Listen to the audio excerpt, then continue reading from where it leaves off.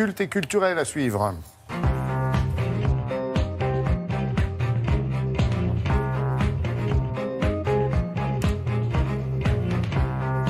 Bouillon Patrice, nous sommes vendredi, c'est le jour du poisson, mais on va bouffer du canard. Oui, parce que entre Johnny et Jean d'Ormesson, on a oublié notre petite ration hebdomadaire du mercredi et des dessins du canard enchaîné. Alors on va commencer par ce Lefred Touron. Vous savez que les Corses sont en grande forme sur le plan électoral, les nationalistes en tout cas. D'où ce dessin de Lefred. Les Corses veulent prendre leur temps d'ici une dizaine d'années. Pas avant, nous pourrons envisager que la France devienne un département corse.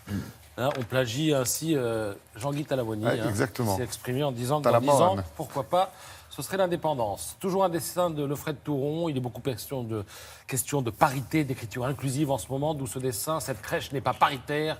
Vous allez ajouter une ânesse et une vache. Et une petite Jésus demande. le gars, il n'en peut plus.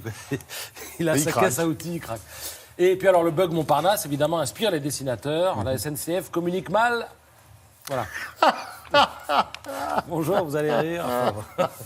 Ça se fait en préambule à toutes les catastrophes, désormais, il y aura cette formule.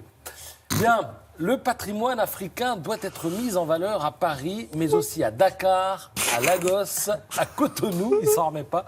Ce sera une de mes priorités. Qui a parlé comme ça? Vous le savez, Emmanuel Macron à Ouagadougou, il y a une dizaine de jours. Alors on l'a dit, et puis on a un petit peu oublié. Mais je peux vous dire que ce discours met en transe les conservateurs, les collectionneurs, les marchands, les juristes. Parce que s'il faut restituer toutes les statues, tous les masques, tous les objets de pouvoir, parce que c'est souvent le cas, qui ont été collectés, on va dire, pendant la colonisation. On va en appauvrir quelques-uns. Il va falloir prévoir quelques containers qui vont partir de Marseille et puis traverser la Méditerranée et aller se balader du côté de l'Atlantique. Même du Havre. On partira même du Havre. Alors, parce que dans le discours, Emmanuel Macron parle de collections privées, mais aussi de musées européens. Il est président français, mais il parle de musées européens. Donc, on imagine, en tant que président français, qu'il s'engage pour le musée du Quai Branly, où il y a quand même pas mal de choses africaines.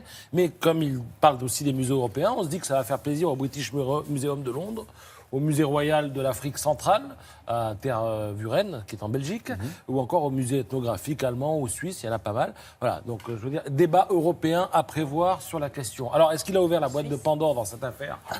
On peut l'imaginer, parce que demain, rien n'empêchera la Grèce, par exemple, de demander les marbres du Parthénon au British Museum. Ils l'ont déjà fait à plusieurs reprises, mais ça a toujours été non, excusez-nous, on n'a rien à vous donner. La Turquie qui va aller à l'Oberlin, vous n'auriez pas un grand hôtel de Pergame, par hasard, qui traînerait sur Alex qui est en train d'imaginer les la Muséum transformations, il Insel. réfléchit.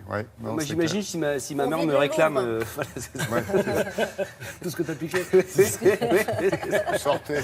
Alors, Et puis il y a le couvent vénitien de San Giorgio aussi qui peut demain, au musée du Louvre, réclamer les noces de Cana de Véronèse. Voilà. Donc on aura peut-être des soucis. Est-ce qu'on a 30 secondes pour parler 10 secondes. Non, alors je reviendrai un autre jour. Voilà. D'accord, merci Patrice.